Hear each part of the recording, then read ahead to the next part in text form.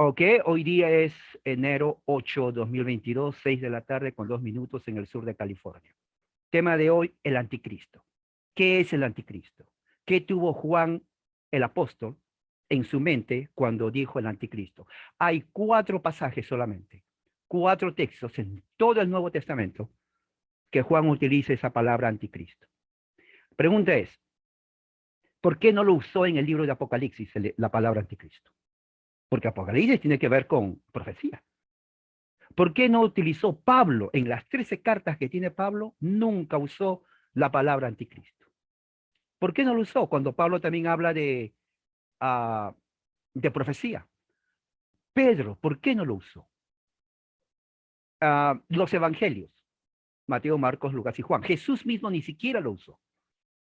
Pero ¿por qué Juan utiliza solamente 4 veces la palabra anticristo? Bueno, vamos a ver y vamos a ver el contexto por qué lo usa. ¿Y qué tuvo Juan en mente cuando usó esa palabra anticristo? Otra cosa, cuando vayamos a estudiar, vamos a ver si realmente Juan pensaba que el anticristo iba a ser un líder a nivel mundial, ¿no? Porque así enseñan los evangélicos.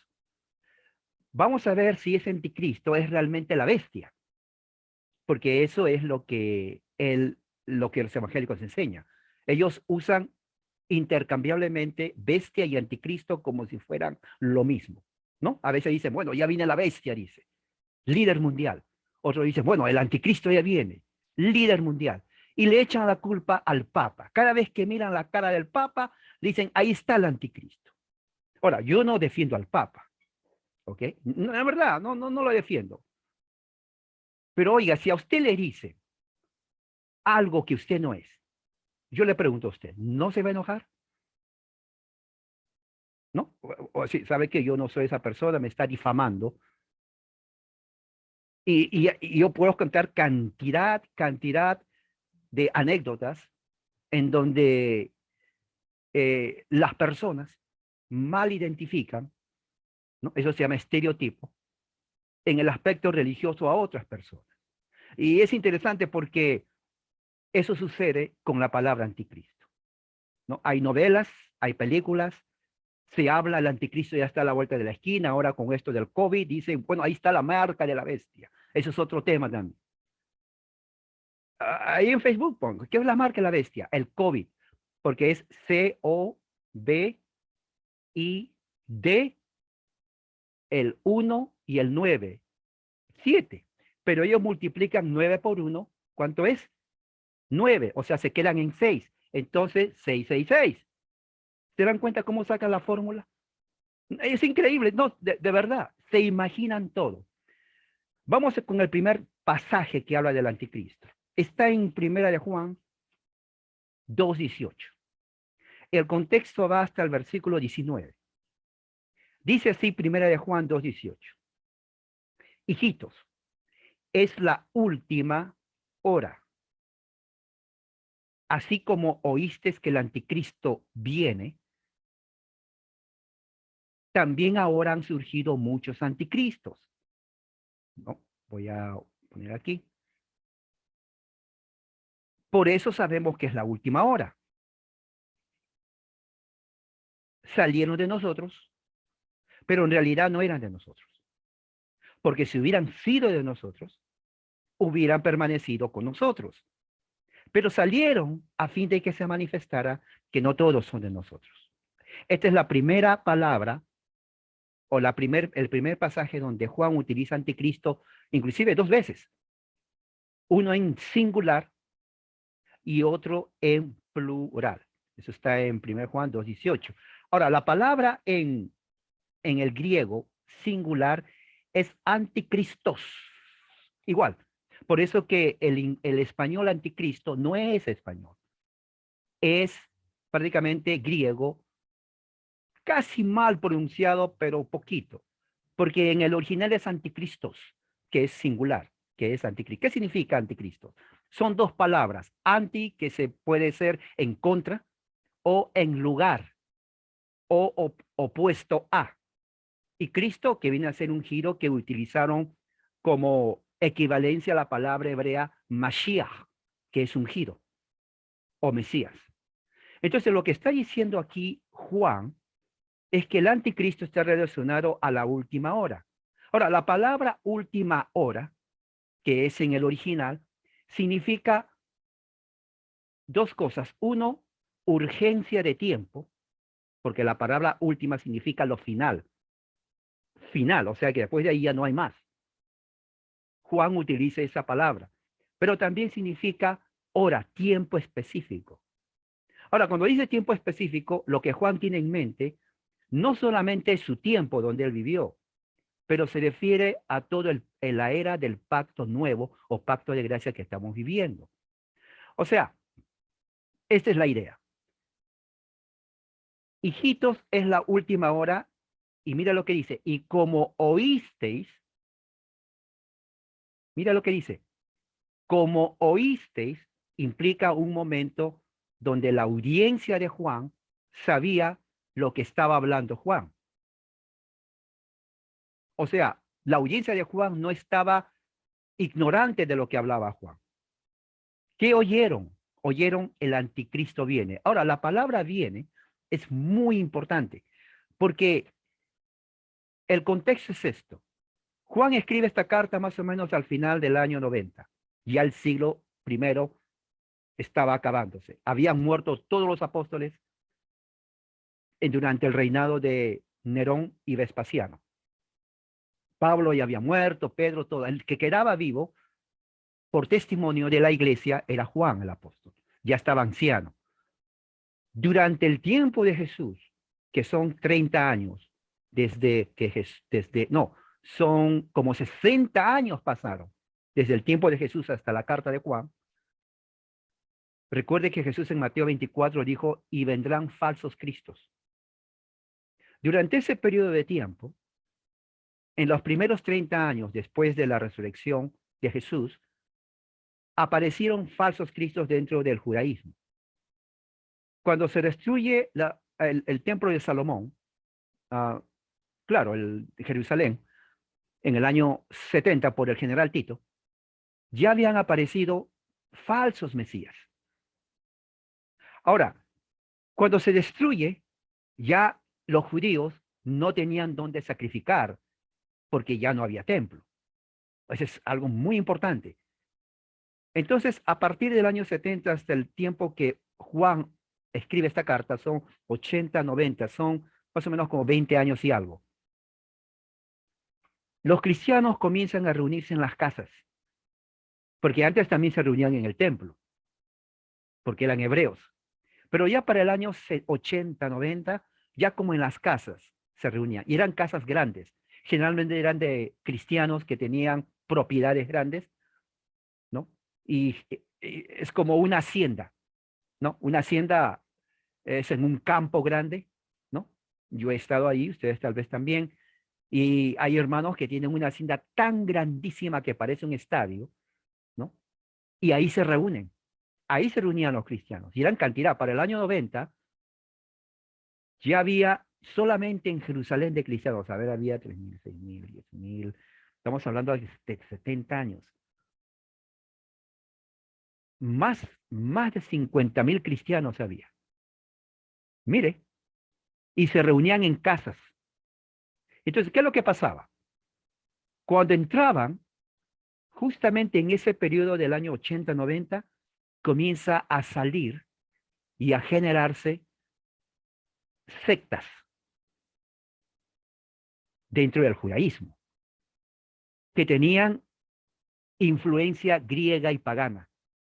Y esto es algo increíble porque ahí se ve cómo ya desde el principio empieza a entrar en la iglesia sectas paganas que tenían una idea de Cristo totalmente equivocada.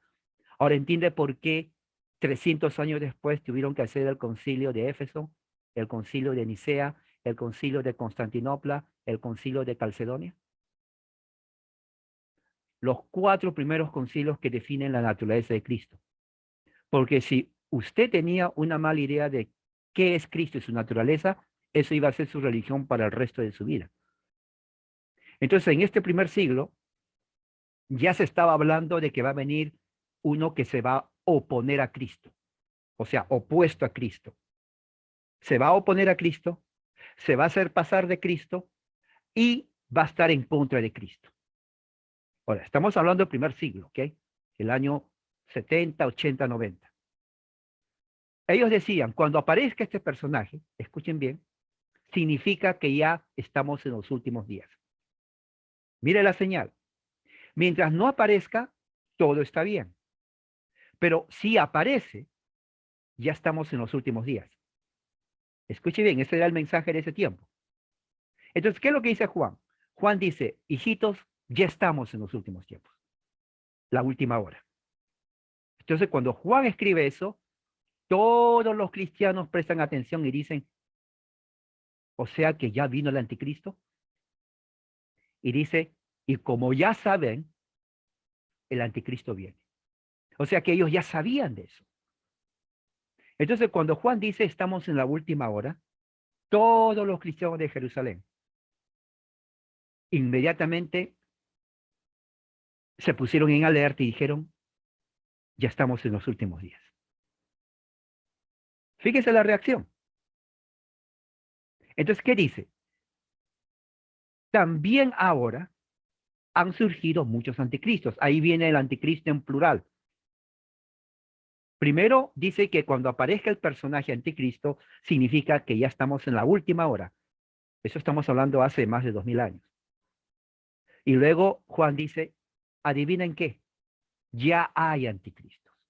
Entonces, que lo que está diciendo Juan es que este anticristo no tiene nada que ver con ser un gobernante mundial, porque el gobernante mundial ya estaba en Roma. ¿Quién era? El emperador romano. Entonces, no podía ser el emperador romano. Y lo dice más adelante, dice, ya salieron muchos anticristos, o sea, era imposible que sea el emperador romano. Y dice, por eso sabemos que es la última hora. Entonces, ya en el tiempo de Juan, habían varios cantidad de anticristos. Ahora, muchos decían, y por eso Juan responde a la pregunta que le iban a hacer. La pregunta es, Juan, ¿dónde están esos anticristos? Lógico. Si Juan dice que ya hay anticristos, la pregunta es, ¿dónde están? Y Juan se adelanta y responde así. Salieron de nosotros. Ya le respondió. Ahora, imagínense, ya para ese tiempo habían más de 50,000 en Jerusalén, y que alguien les diga, salieron de nosotros. ¿De nosotros? Sí. O sea, ¿han estado con nosotros? Sí. ¿Cantaban con nosotros? Sí. ¿Partían el pan? Sí. ¿Oraban? Sí. ¿Le damos un abrazo de hermano, hermana, ora por mí? Sí. ¿Un beso santo? Sí. Entonces, el hermano y la podrían ser anticristos. Pero ese hermano era el que decía que iba a orar por mí todo 24 horas como vigilia. Ese mero. O sea que no, exacto, no todos eran. Pero ¿cómo pueden salir de nosotros? Juan dice, en realidad no eran de nosotros. Pero ¿cómo entraban?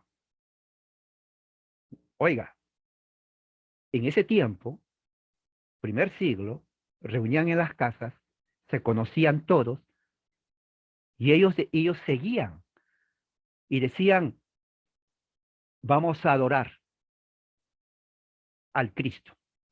Hay una película que narra y nos da una idea de cómo era más o menos.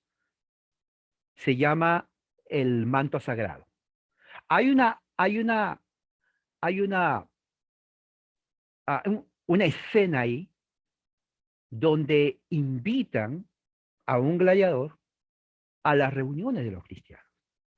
Esa escena es prácticamente cómo invitaban a los cristianos a las reuniones del tiempo. Entonces, esa forma era como ellos se infiltraban y oraban, partían el pan, se bautizaban y escuchaban todos los sermones de los apóstoles. Pero dice Juan, no eran de nosotros. Eso es tremendo, hermano. ¿Se imagina? Nunca fueron de nosotros. Y dice, porque si hubieran sido de nosotros, ¿qué pasa?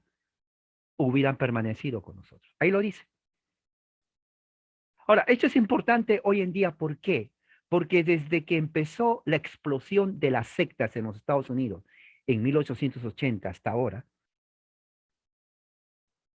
que vienen a México, llenan todo México de sectas adventistas, testigos de Jehová, mormones, pentecostales, evangélicos, porque son sectas americanas. Ellos no nacieron en Guanajuato, tampoco nacieron en Santiago de Chile, ellos nacieron aquí, en los Estados Unidos. Entonces, cuando vienen aquí, a esta parte de Latinoamérica, dividen la sociedad y dividen también la fe cristiana. Y eso es así. Eso es en todas partes de Latinoamérica que sucedió. Nunca fueron de nosotros. Y esa palabra es fuerte, porque esta gente que Juan dice nunca fueron de nosotros, tenían comunión, fueron bautizados, oraban, cantaban, escuchaban del labio del mismo apóstol el evangelio, pero nunca fueron de nosotros. ¿Pero por qué se salen? Para que se manifestara que no todos son de nosotros. Entonces ya vemos que estos anticristos nacen dentro de las congregaciones cristianas de ese tiempo. Fíjese. Y no era uno, sino eran varios anticristos. O sea que se oponían a Cristo. Vamos a ver más adelante en qué se oponían a Cristo. Pero ya tenemos una idea de quiénes eran en ese tiempo. No era una persona, no era gobernante mundial como dicen los evangélicos, sino eran personas que salieron de la congregación. Versículo 22, 1 Juan 2:22 dice, ¿quién es el mentiroso? Sino el que niega que Jesús es el Cristo. La palabra mentiroso en el original griego, ¿no? Es una palabra que tiene que ver con alguien que esconde la verdad. Esa es la idea. Alguien que esconde la verdad, ¿no? Es como por decir, supongamos que yo tengo aquí un marcador y alguien me dice, oh, yo sé que tienes un marcador, ¿puedes darme? Yo le digo, no, no tengo, y me lo escondo. No, yo no tengo. Algo así. O sea, el mentiroso es aquel que sabe quién es Cristo, pero niega quién es Jesús. O sea, no es un ignorante, porque el ignorante no sabe, ¿no? Hay gente que es ignorante, pues no sabe. Pero este no es ignorante. Este sí sabe, pero lo niega. Ahora, él lo relaciona con Jesús, que es el Cristo. O sea, él niega que Jesús es el Cristo. Ahora, fíjese bien, ¿quiénes negaban que Jesús es el Cristo? El libro de los Hechos. ¿Quiénes se oponían al mensaje de que Jesús es el Cristo? ¿Alguien lo sabe? Eso lo estamos estudiando en el libro de los Hechos. ¿Quiénes eran los que negaban desde el principio? Facilito. ¿Quiénes eran? Los, Fariseos. exacto, exacto, los judíos, fariseos. Ahora, fíjese cómo Juan dice, el que niega que Jesús es el Cristo lo llama mentiroso. ¿Se imagina que hoy en este momento usted salga y diga, a ver, vecino, ¿usted es judío? Sí, yo soy judío. ¿Usted cree en Cristo? No. Bueno, Jesús, pero él no es nada. Oiga, ¿usted sabe que usted es un reverendo mentiroso? O le golpea o llama a la policía. Porque según Juan, el que niega que Jesús es el Mesías es mentiroso. Esta palabra es dura en el griego. Ahora, no queda ahí, sino dice, este, o sea, el que niega que Jesús es Cristo, es el anticristo. Otra evidencia de que el anticristo no es un ser mundial, sino es alguien cuya confesión niega que Jesús es el Cristo. Prácticamente, si en una comunidad todos niegan que Jesús es el Cristo, son anticristos. porque niegan que Jesús es el Cristo. ¿Por qué niegan que Jesús es el Cristo? Porque la palabra Cristo viene del hebreo Mashiach, que significa ungido de Dios, o sea, prácticamente representante de Dios divino. Entonces, al negar que Jesús es el Mesías, se convierte en un anti o opuesto a Cristo. O anticristo, la palabra tiene varios significados. Uno es en contra, otro es opuesto a Cristo y otro es en lugar de Cristo. Por ejemplo, aquí tengo dos marcadores, uno azul, uno rojo. Un significado es en contra, pero el otro significado es en lugar, o sea, en lugar del azul uso el rojo. Este es otro significado de la palabra anti, del prefijo. Entonces, cuando Juan está hablando de la palabra anticristo, está hablando de aquel que ocupa el lugar de Cristo y obviamente está en contra de Cristo. Ese sentido, o esa definición, es lo que Jesús dijo en Mateo 24 cuando dice, y se levantarán falsos mesías. ¿Entiende? O sea, la definición Jesús lo dijo y se cumple justamente aquí que Juan dice en 1 Juan 2:22 que el anticristo ya se cumplió, ya salieron varios anticristos. O sea, Mateo 24, cuando Jesús dice y se levantarán falsos cristos, se cumple en el primer siglo. ¿Se cumplió? ¿Y qué más dice? Dice, este es el anticristo, el que niega al Padre y al Hijo. Ahora, interesante, ¿quién negaba al Padre y al Hijo otra vez? Eran ya le dijo la hermana, fariseos. Ellos negaban porque ellos decían, ¿se acuerdan cuando Jesús habló en Juan 8? Yo y mi padre somos uno, y se enojaron los judíos. Dijeron, bueno, a ti y a tu padre conocemos, ¿no? No tienes más de 40 años y te haces más antiguo que Abraham, haciéndose igual a Dios.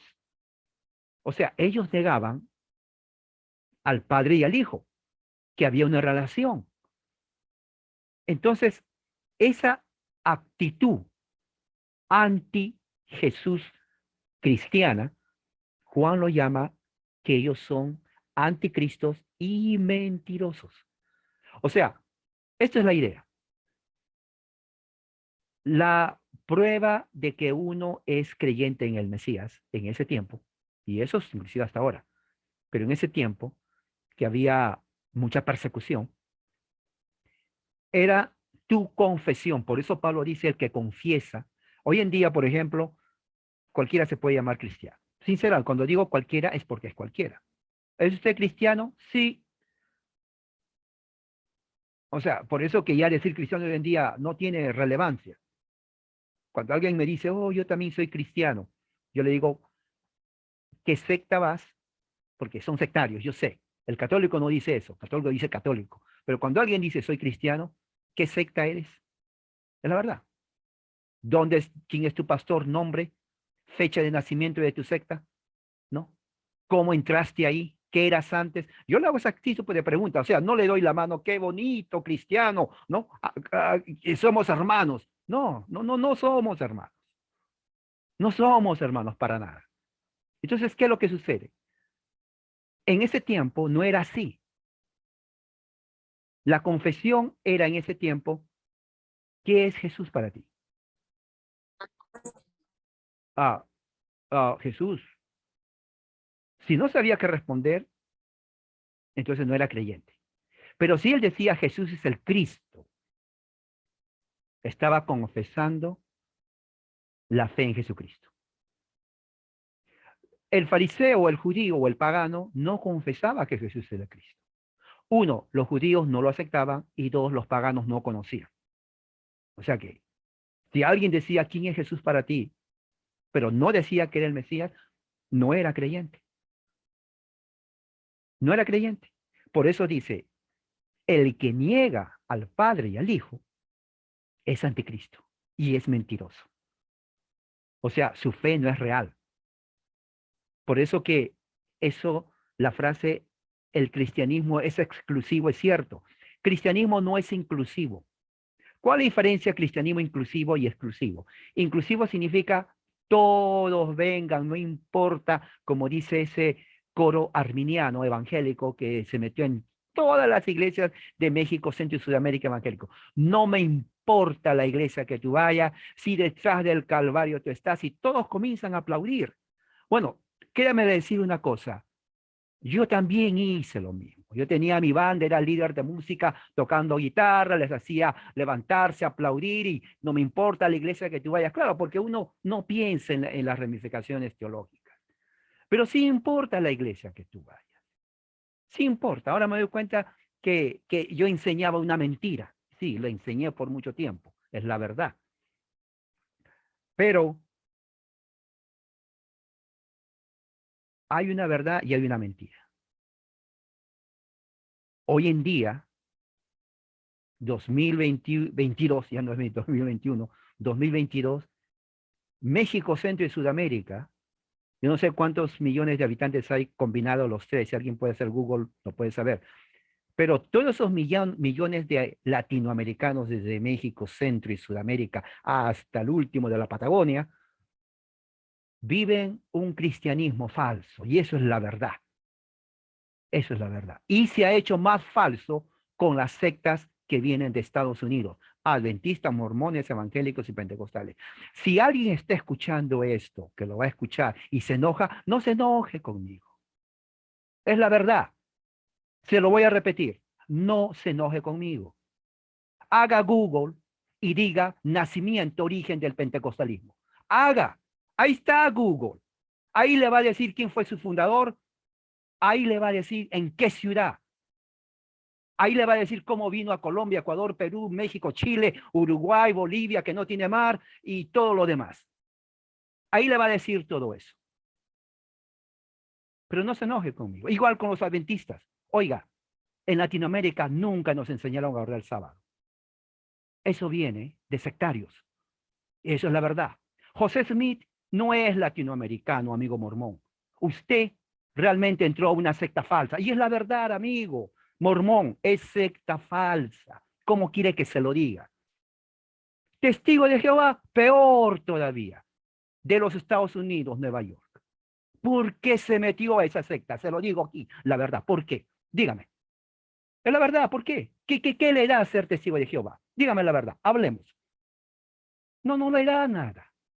Es la puritita verdad. Es mentira. Oiga, ¿qué quiere que le diga? Felicitaciones porque usted es testigo. No, no, nunca le voy a felicitar. Hablar en lenguas. ¿Qué es hablar en lenguas? ¿Qué es hablar en lenguas? ¿Balbucear? ¿Sonidos de perico? ¿De ratón? ¿De conejo? No, no, no, no, no. Eso no es hablar en lenguas. Y es la verdad. Es que yo le digo eso para que investigue, amigo. Ya, mire, en 1960, 40, no había internet. Entiendo la ignorancia, en ese tiempo era mucha. Pero hoy en día ya no hay excusa. Google, origen, pentecostalismo. Clic, ahí va a salir toditito. Y créame, ninguno de los sitios que va a encontrar va a decir nació en Jerusalén. Ninguno. Todos van a apuntar a los Estados Unidos de América. No le estoy engañando, amigo. Es la verdad. ¿Por qué es importante esto? Porque la vida es corta. Y si hay que morir alguna vez, hay que morir en la verdad. Oiga, ¿se imagina usted lo más trágico que uno muera y faltando justamente un segundo diga, ¡ah! He vivido 40 años en la mentira? Bueno, ya es muy tarde.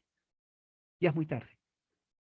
Porque esos 40 años tuvo usted que haber hecho una decisión sabia y dejar la herejía o una mala enseñanza. Es que es la verdad. No hay cosa más seria que la fe del cristiano. Si yo sé que ahora estamos hablando de Dios, la fe de uno, lo que uno cree. Si usted sabe que está en la mentira, ¿por qué seguir en la mentira? No hay razón. Otro pasaje, 4:3, Primera de Juan 4:3. En esto conocen el Espíritu de Dios. Ahora, esta parte es increíble. Mucha gente dice, bueno, ¿cómo yo sé que es el Espíritu de Dios? Bueno, aquí lo dice Juan. Todo espíritu que confiesa que Jesucristo ha venido en carne es de Dios. Ahora, esta parte es buenísima, porque dice confesar que Jesús ha venido en carne. Es de Dios. Ahora, uno dice, un momento, ¿quiere decir que había gente que creía que Jesús no vino en carne? Correcto. Uno dice, pero qué gente más loca. Bueno, ahora, ahí no termina. Mira lo que dice. Todo espíritu que no confiesa a Jesús no es de Dios. ¿A qué se refiere eso? Confesar que Jesús es el Mesías. No es de Dios. ¿Quiénes son los que en ese tiempo negaban que Jesús era Dios o el Mesías? Los judíos. Y dice, no es de Dios. ¿Quiénes son los que ahora niegan que Jesús es el Mesías? Los judíos y los musulmanes. Ahora, esto puede sonar fuerte. Muchos me dicen, no, eso es ser intolerante, dice. Tenemos que amarnos unos a otros como seres civilizados. Estamos viviendo una sociedad diversa, ¿no? Ya la democracia está avanzando, libertad de expresión. O sea, toda la narrativa lo sé. Toda esa narrativa lo sé. Que cada uno tiene libertad de adorar, y cierto, cada uno puede adorar lo que quiera. Si quiere, puede adorar un cacahuate, aquí tengo cacahuate, puede adorarlo, no es mi problema. Pero la verdad es que el que no confiesa que Jesús es el Mesías, no es de Dios, amigos judíos, ¿no? En la internet, por ejemplo, YouTube, hay cantidad de judíos que se burlan de la fe de uno. La Virgen María, prostituta, infiel a José, pobre José, se burló de José, tuvo un amante, Jesús fue un bastardo, así hablan los judíos. Jesús fue un bastardo, que mentira, que no caminó en el agua, que quién sabe, que por aquí, que por allá. Un musulmán tiene más respeto a Jesús que un judío. Por eso cuando hablo con un pentecostal que pone la banderita de Israel, ¿no? La banderita de Israel, el pentecostal, yo le digo, ¿a quién está defendiendo? ¿Al que dice que Jesús es un bastardo y que su madre fue una prostituta? Porque eso enseñan ellos. ¿Cómo va a ser un pueblo de Dios Israel cuando rechazan que Jesús es el Mesías? Y de acuerdo a la Escritura, el que confiesa que Jesús no es el Mesías, no es de Dios. Obviamente que Israel no es el pueblo de Dios. Y dice, este es el espíritu del anticristo, peor todavía. Este es el espíritu del anticristo. O sea, el que niega que Jesús es el Mesías y que ha venido en carne. Ahora, aquí viene la última parte. En la segunda carta de Juan, versículo 7, dice, muchos engañadores han salido en el mundo. Estaba hablando de ese tiempo. Muchos, significa que había muchos engañadores. ¿Quiénes son esos engañadores?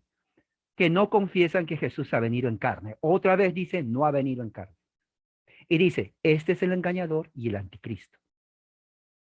O sea, si se dan cuenta, el anticristo no es un líder mundial.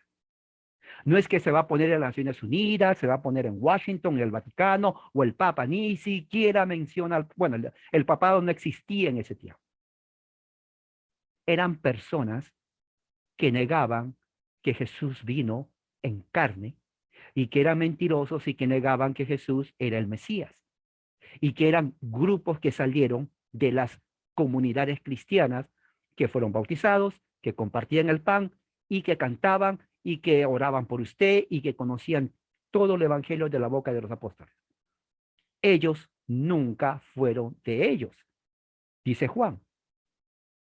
¿Me entiende? Lo cual de entender que hoy en día se ha cumplido igual con la cantidad de la explosión sectaria que ha invadido todo México, todo Centroamérica, todo Sudamérica. Es, es terrible, sinceramente. Y dice esto, ¿quiénes eran los dos? Habían dos grupos en ese tiempo que eran parte de esto. Uno, los ebionitas. ¿Quiénes eran los ebionitas? Eran judíos que creían en Jesús, pero creían en Jesús como ser humano solamente, pero no como Mesías. O sea, a diferencia de los fariseos, ellos no rechazaban a Jesús, pero simplemente lo veían como una persona que cumplió la ley, moral, moralista, pero nada más, nada más. Ese grupo ebionista se llama así porque viene de la palabra los pobres, los abandonados. ¿A qué se refiere? Cuando se destruye el templo de Jerusalén, muchos judíos se quedaron traumados emocionalmente, bastantes, porque ya no está Jerusalén. Y había un grupo que se quedó sin nada y se reunían en comunidades aparte y se llamaban los pobres porque no tenían nada. Ellos eran los ebionitas y ellos se metieron a las iglesias cristianas, a las congregaciones de ese tiempo. Recuerde que no se llamaban cristianos, ese término cristiano vino después, eran simplemente creyentes o los del camino. Entonces ellos estaban ahí adorando y ellos se salieron, son los que Juan se refiere a ellos cuando dice, ah, no eran de nosotros.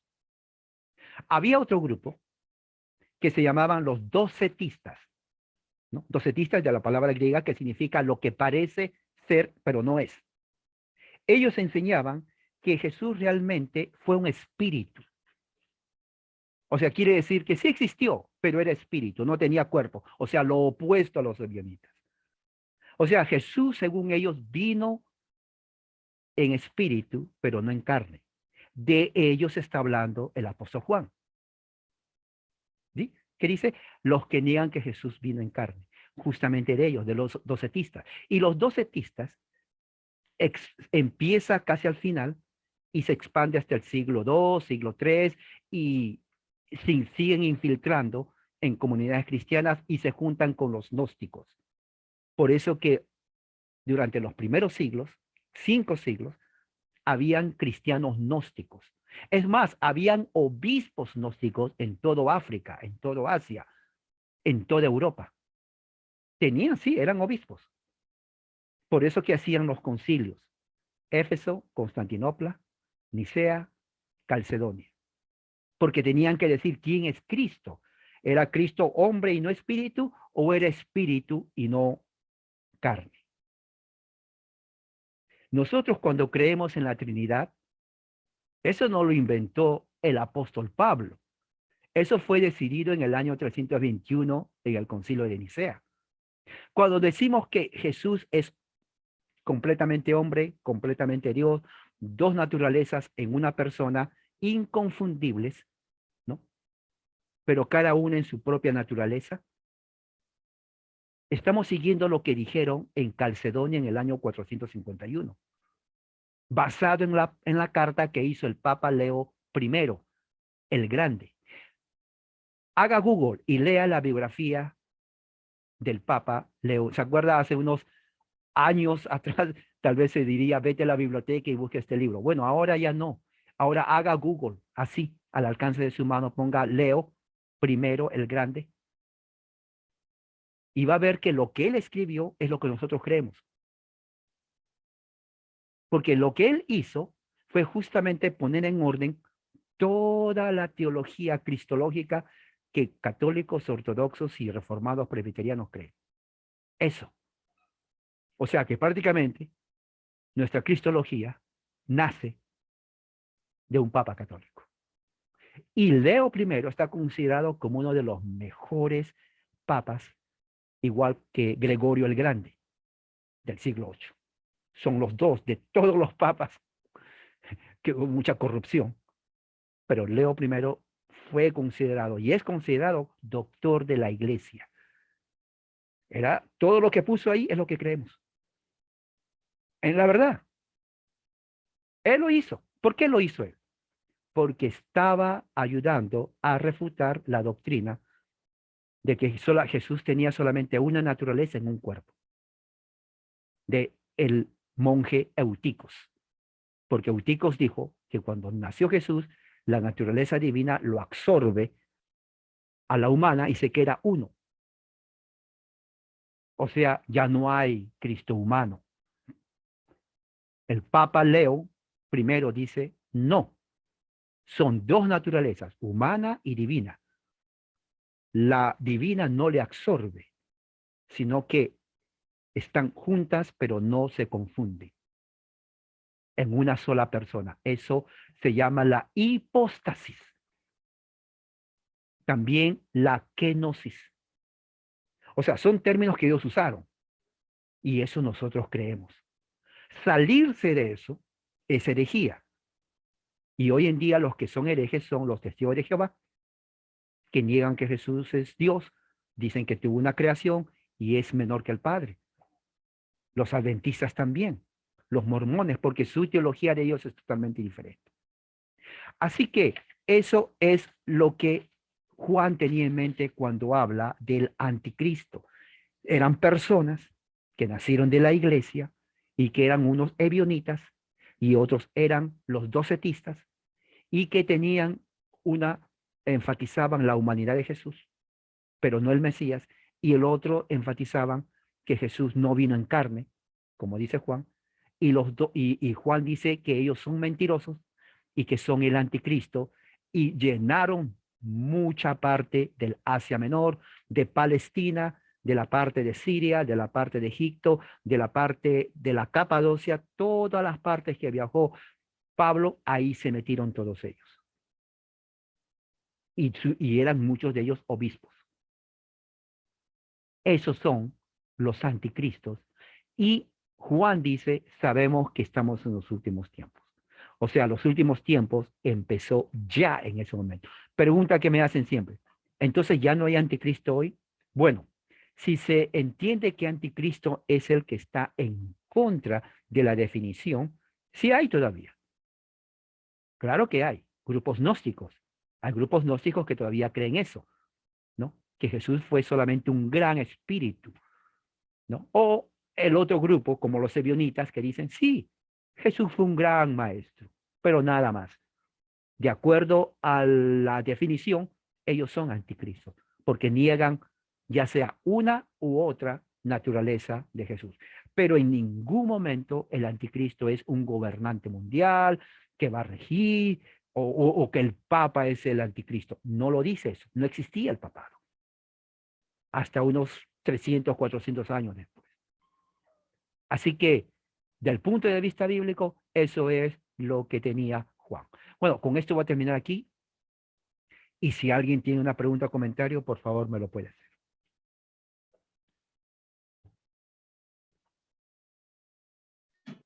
Buenas noches, hermano. Una pregunta.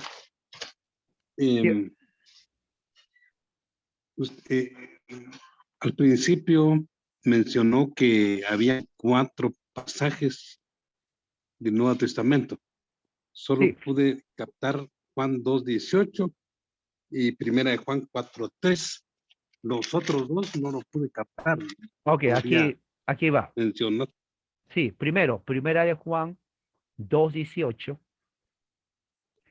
Primera de Juan 2:22 es el segundo. Primera de Juan 4:3 es el tercero.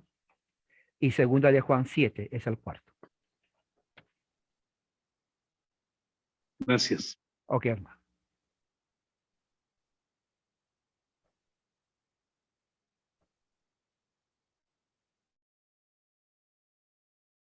Ok. ¿Otra pregunta? ¿O comentario?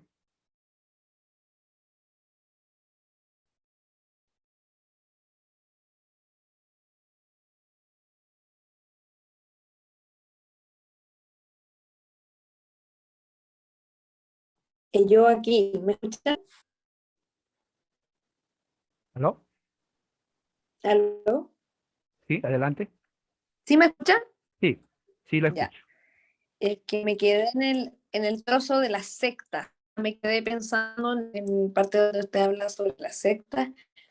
Y bueno, nosotras como experiencia de venir de sectas cristianas, por así decirlo,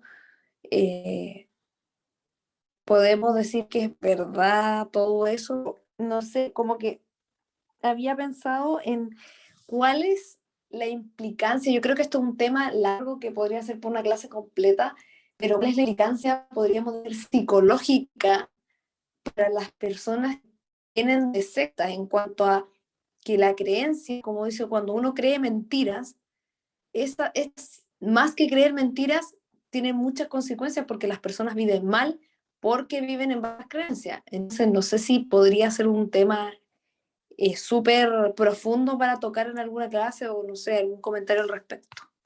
Sí, tiene razón. Las consecuencias de tener malas creencias o creer a cosas que, especialmente en la religión, trae consecuencias, claro, claro, personales, familiares, sociales también.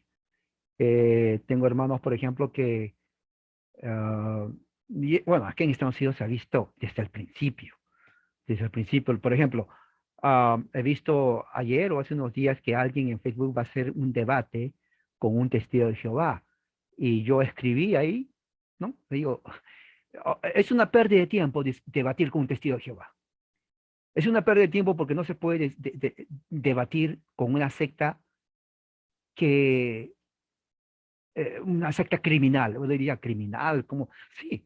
En los Estados Unidos, los testigos de Jehová y en Canadá han sido llevados a corte por encubrimiento de pedofilia de sus miembros. Ahora, pedofilia es crimen, ¿ok? Y no de uno, de dos o de tres, es de la organización. Y eso está comprobado en todas las cortes de los Estados Unidos, inclusive en Canadá, ¿ok? Encubrieron a todo. Es casi parecido al escándalo de los curas en la Iglesia Católica Romana. Lo curioso está en que los testigos de Jehová siempre critican de anticristo, la gran ramera, a la Iglesia Católica Romana. Ok, si ellos, la Iglesia Católica Romana es la gran ramera por lo que hace, entonces, ¿cómo se llaman los testigos por lo que hace? ¿La gran ramerita? ¿Porque es una organización pequeña? No, los testigos de Jehová, la organización, es corrupta, corrupta así como lo escucha, corrupta. ¿Ok? Ese es en el aspecto de su trabajo misionero que afecta su teología, una teología que ha traumado mentalmente a sus adherentes. Muchos de los de Jehová acaban en terapia psicológica, hasta psiquiátrica, ¿no? Porque eh, la teología los trauma. ¿Ok? Yo los conozco por experiencia personal, trabajé con ellos, pero también por mi trabajo, ¿no? Y realmente es una de las sectas más destructoras que existe en la mente de sus adherentes, los tejidos, en el aspecto psicológico, emocional, psiquiátrico. Oiga, es un desastre, porque es una teología, vuelvo a repetir lo que dije hace unos momentos, ¿de dónde nace esa teología? Y eso lo puse ahí, ¿de dónde nace? ¿Por qué no tiene que debatir con esas personas? Es una pérdida de tiempo. Eh, sus, sus, sus doctrinas, sus teologías están basadas en falacias. Es un invento humano, ¿ok? Es un cuento. Si quiere, no, ni siquiera leerlo. Igual con los mormones. Lo mismo. Son creencias que nacen de la falsedad. ¿De dónde nacen? ¿Usted no tiene curiosidad de saber de dónde nacen? Haga Google, origen y ponga el nombre de la secta. Se va a quedar sorprendido y sorprendida de todo lo que va a hacer. Y es bueno que haga.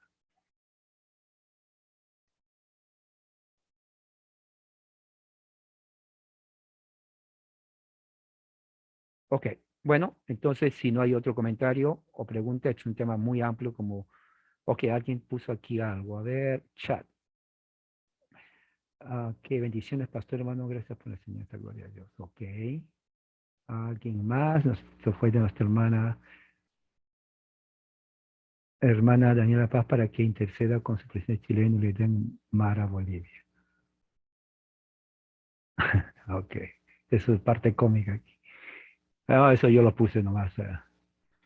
Ok, muy bien. Ok, hermano, entonces ya que no hay más preguntas, entonces vamos a terminar con una oración, pero recuerde que este tema sigue. Cualquier pregunta lo puede poner también en el chat que tenemos de Apocalipsis y de ahí vamos a discutirlo o expandirlo más. ¿Ok? Muy bien, entonces oremos. Padre, gracias por este momento, que tu gracia y tu amor nos haya acompañado, que haya sido de ayuda y conocer también la verdad en tu palabra, en todo momento. En el nombre de Jesús, amén. Muy bien, hermanos, entonces que la gracia y la paz de Dios sea con cada uno de ustedes. Mañana día del Señor y a las 8 de la mañana, hora de California. Amén.